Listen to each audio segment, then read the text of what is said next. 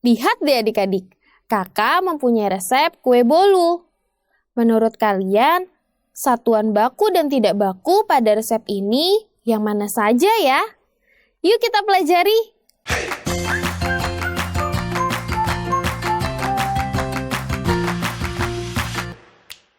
Halo adik-adik, bertemu lagi dengan Kak Nurul. Pada video kali ini kita akan belajar tentang satuan baku dan satuan tidak baku. Adik-adik masih ingat apa itu satuan baku? Satuan baku atau satuan standar adalah satuan yang digunakan untuk mengukur berat atau panjang benda. Satuan baku merupakan satuan yang telah disepakati bersama adik-adik. Jadi apabila dilakukan oleh orang yang berbeda, hasilnya akan tetap sama. Oke, untuk mengukur berat suatu benda, kita bisa menggunakan timbangan. Coba perhatikan kakak ya. Nah, untuk menimbang bahan-bahan membuat kue, kita bisa menggunakan timbangan kue. Seperti ini nih adik-adik. Pada berat, satuan baku yang biasa digunakan adalah gram dan kilogram. Seperti 1 kilogram terigu atau 500 gram gula pasir.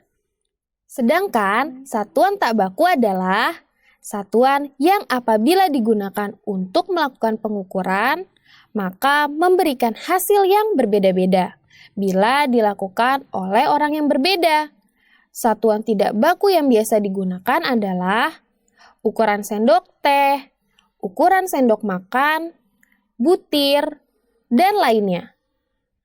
Nah, kalau kalian perhatikan, ukuran pada telur tidak pernah sama ya adik-adik. Ada yang lebih bundar, ada juga yang lebih lonjong. Atau, jika kita mengambil 1 sendok teh gula, banyaknya yang kakak ambil dan yang kalian ambil pasti tidak sama. Bagaimana? Adik-adik mengerti ya?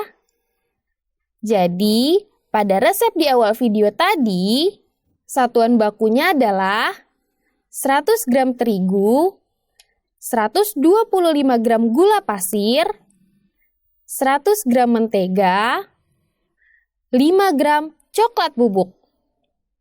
Oke deh, sedangkan satuan tidak bakunya adalah setengah sendok teh vanila, 4 butir kuning telur, dan 2 butir putih telur. Bagaimana? Adik-adik sudah paham ya? Nah, bagaimana? Adik-adik sudah bisa ya menentukan satuan baku dan satuan tidak baku pada suatu benda?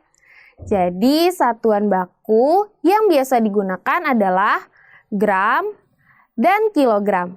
Misalnya, 30 kg beras atau 500 gram gula halus.